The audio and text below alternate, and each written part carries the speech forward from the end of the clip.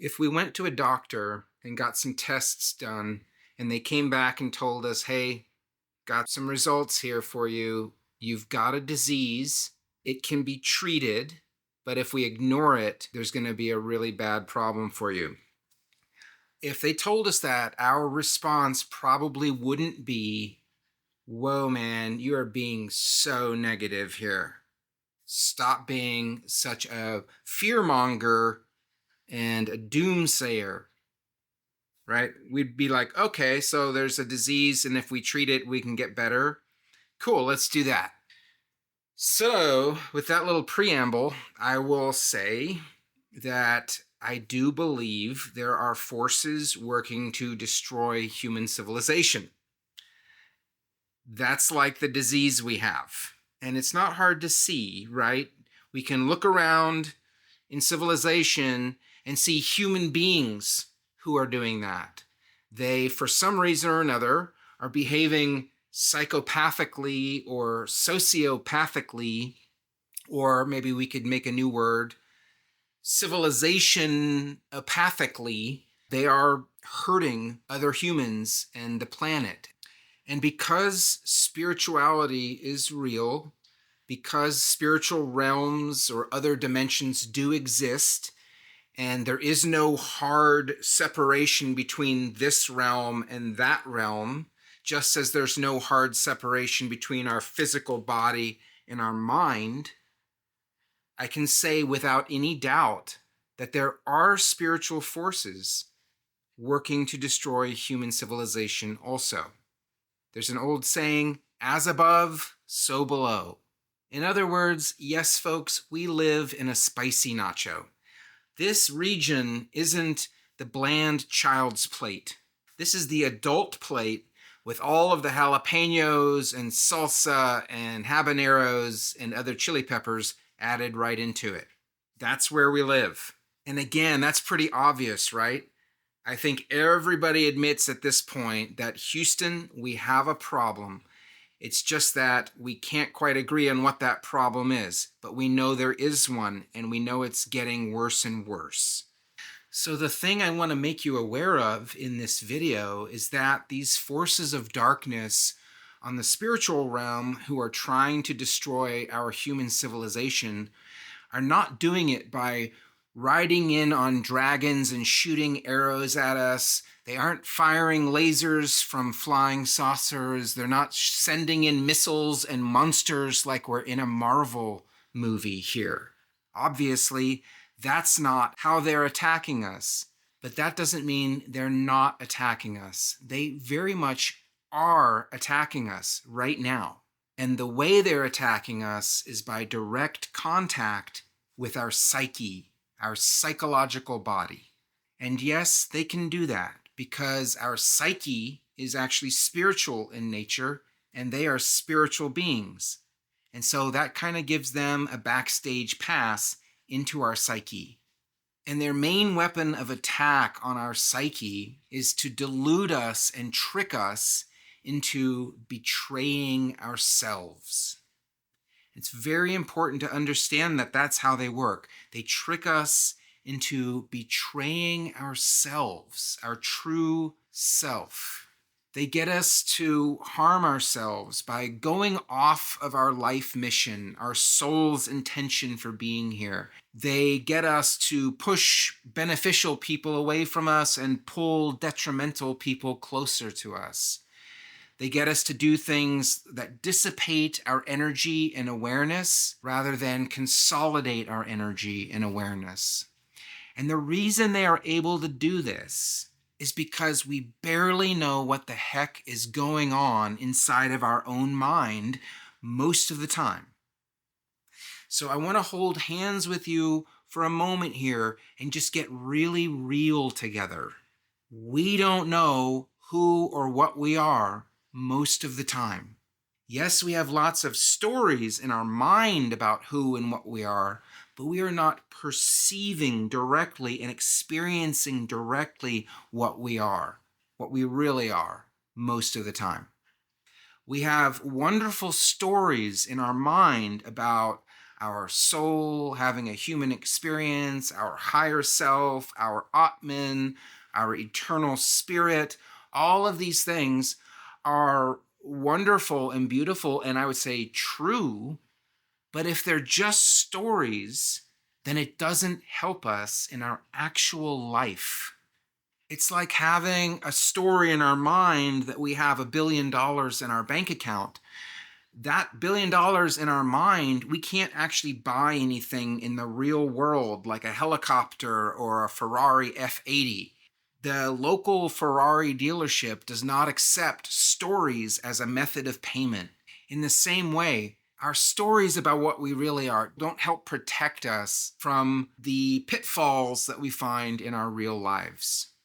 Guys, from the perspective of these negative spiritual forces I'm talking about, human beings are stupid.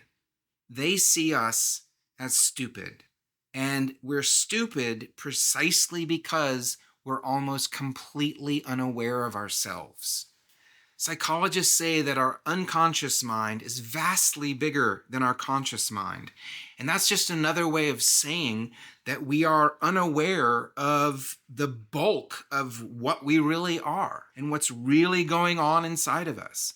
And this leaves our psyche exposed. It's like we're in the middle of the deep forest sleeping in a tent, but we're leaving our butt hanging out of the tent at night while we're fast asleep.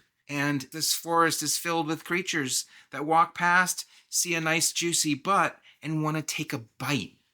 Just like cancer cells or pathogens, microorganisms can move through our body without us being aware of it and without us taking appropriate action to stop them, so can spiritual forces. Because we're so unaware of the bulk of our own psyche, they can operate inside of us, pull strings, push buttons and levers, and manipulate us into betraying ourselves. And because we've all been conditioned to believe that these spiritual forces don't exist, when bad things happen in our lives, when we're not meeting our goals or our ambitions, our potentials, we flounder around trying to fix it, either externally or on the level of our surface mind. But we're leaving out of the equation this 80 to 90% of our psyche that is outside of the tent, flapping in the breeze while we're fast asleep. This is why meditation has been recommended by wise sages from all around the world for thousands of years. It's to make us more and more conscious of what's really going on inside of us. That 80 to 90% of us, where tons of stuff is happening right this very moment without our conscious awareness, without us being able to make choices, to mitigate problems, to fix problems. All this stuff that's happening and we don't even know it. And so we have no control over it. All we really know is that we have these endless impulses to do things that aren't in our best interest. And we often have these watertight alibis and justifications for doing those things. And yet our life isn't filled with joy and awareness and love and abundance and power and all these wonderful things that are our true nature. Those things are the nature of what we really are, but somehow it doesn't make it out into our life. We're pretty darn sure we know everything, and yet our lives keep falling short of our highest potentials and our greatest dreams. And instead, we tend to suffer. And then we run from suffering into pleasure, and we dissipate our energy in those pleasures, which brings back more suffering. And we go round and round, never knowing what's really going on in the background that's driving all of this. This is why these negative forces think we're stupid, because we do this kind of thing. And it's so easy pickings for them to control us because of that. If we start to turn inside and really look at what's going on right here, we start to see that the spiritual battle between light and dark isn't happening off in some other realm. I mean, it probably is happening there too, but it's also happening one person at a time right here inside of us. Our civilization isn't being attacked by demons on winged chariots and so on. Who knows? Maybe that did happen sometime in the distant past, and that's why books from all around the world and teachings all around the world talk about that kind of thing. But that's not what's happening now. That's not the way the battle is being fought these days. We're in a different era. We have a different game plan being run. And I think we probably have a different mob boss running that show also. Nowadays, we get attacked from within. My friends, it was not a metaphor when Jesus and the Buddha talked about being attacked by demons as they started to turn their attention deeper and deeper inside to find God, to find nirvana. They were attacked. That was literal. The important thing to know, though, is that they weren't special in that way. They were special in that they resisted the attack. They went through it and they found themselves. They found God. That's what made them special. It wasn't special that they were being attacked. That's normal. And again, the main weapon of this attack is tricks and deceptions and lies to get us to betray ourselves over and over.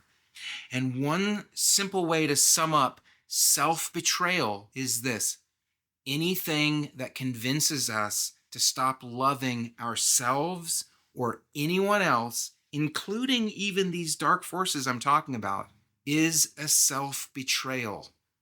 We cannot stop loving anyone or anything without betraying ourselves, because our self is love. Our core being, our core essence, our spirit, our true nature, whatever you want to call it, is love. It is what love is. It doesn't feel love, it is love. So when we choose to stop loving someone, to turn our back on them, then we are choosing very literally to turn our back on a part of ourselves. If we're saying no to love, we're saying no to ourself. We are betraying ourself. Turning away from ourself is the very definition of self-betrayal. Here's a real-world example. And when I tell you this example, I want you to pay attention to your inner response to it. Because I think what's going to happen for a lot of people when I tell you one of these real-world examples is you're going to hear a voice going, no, no, no, but. There's going to be an inner voice telling me to go screw myself. That I'm wrong about this one. Not this. No, this is real. This isn't self-betrayal. This is you doing the right thing. Okay? So pay attention to see if that happens to you when I mention this example. One of the ways that this self-betrayal attack is vectoring into human society is through politics. There's so many different ways. It can use anything. But right now, especially in America, there is an increasing attack to stop loving whoever is president, whether it's the one that's president right now, the one that was there before, the president on the right, the president on the left. Doesn't matter. If there is a voice convincing you to stop loving that president and stop loving all of his followers, even the ones who are acting badly, that is the voice of self-betrayal that I'm talking about. You stopping loving anyone is a self-betrayal because you are love. That is your nature. And there is no wiggle room here at all. And I get it. There's probably a voice going, but, he did this. They do this. They are the bad one. I'm righteous and correct to close my heart to them because they're bad. No, that's exactly what I'm talking about. That is exactly a primary way that this attack is coming at us. You can change the world still. You can be political, but you don't have to close your heart to anyone. That's a lie. The idea that you have to stop loving someone because they're doing something wrong. That's a lie. And it hurts you more than it hurts them. But when there's millions or billions of people doing this, it's hurting all of us and it's destroying us. It's destroying our civilization. And it's happening on purpose because dark forces are operating through our psyche, sticking their hands into our mind and moving it and manipulating us and lying to us and pressuring us and poking and prodding us. If you're an American and you've stopped loving Trump or Biden and all of their followers, you are betraying the goodness that you are. You are turning your back on the light that you are. And guys, it's painful to hear. You're also spitting in the face of God, so to speak, when you do that, when I do that. But I want to keep it focused on us. It's a betrayal of ourselves. If my words right now are reaching you at all, if you feel them resonating inside of you, like there might be something true to them, then I encourage you to fight against this self-betrayal force that is infecting all of us. I encourage you to fight against it. And we don't fight against it by getting angry at it and with fear or with violence and outrage. That just feeds it. The way we fight against it is by saying no to those inner voices that are constantly trying to steer us into betraying our own goodness, our own core being. To betray that love that we are, we have to say firmly, no, I'm not going to turn my back on my own heart, my own love, my own goodness, no matter what Trump or Biden does, or all of his followers do. We fight by turning back towards our heart, towards loving all people, remembering that all people are worthy of love and that people only behave poorly because they've been tricked into betraying themselves. They are not as wise and as aware as you are, so they've been tricked. And they believe that they need to close their heart to fight against their own people, their own kind, with a closed and angry heart. That's not how we win this spiritual battle. We win by reclaiming our light. And we have to keep doing it because the deceptions will keep coming, I promise you. If one stops working, don't worry, they'll come up with another one. That's why, ultimately, to win this, it's a lifestyle. We have to keep turning towards love over and over, ignoring these incessant lies that get fed into our psyche. They also come to us from the outside in. But even if we stop listening to that, the whispers into the back of our mind keep coming, don't they? We have to keep getting to know ourselves more and more deeply, bringing the light of our awareness into that darkness where that 80-90% of our mind we don't know about. So yes, there is a war going on. It's been going on a very long time, I believe. But it does look like we are losing right now. It does look like the forces of darkness are getting bigger and bigger, and the forces of light aren't able to keep up. Now, I might be wrong about that. That might be a trick and a lie. So I don't necessarily want you to believe that. I don't want to be discouraging or promote fear, but just like that doctor who's saying, listen, if you don't get your blood sugar under control, you're gonna die. If you don't stop eating donuts, I'm saying that it's possible that the light loses the battle in some regions for some period of time. Eventually, the light must win because ultimately everything is the light. But right now, it looks like on Earth, during this period of time that the light is losing. We need a resurgence of love and light. We need a resurgence of people remembering the goodness in all things, in all people, in all beings, even including negative beings, negative spiritual forces. There is nothing more powerful than us remembering their goodness, even if those negative beings have forgotten their goodness and they left it long, long ago. Remembering their goodness and loving them, even as we are firmly saying no to them, that's powerful. They don't like that, guys. They don't like love from us towards them. That freaks them out, okay? Love is extremely powerful on the spiritual dimension. Guys, when we live a life being tricked into deeper and deeper levels of self-betrayal, we leave ourselves more and more open to being controlled by these forces. There is a path that leads down deeper and deeper into the darkness. If you hate your political opponents right now, that can spiral deeper and deeper into really bad places that we really don't want to go. The more we betray ourselves, the more we open ourselves up to being enslaved by other beings.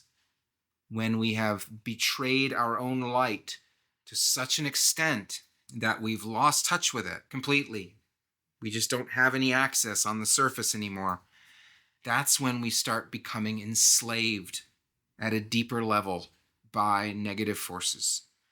You might not think it. I'm not trying to scare you right now.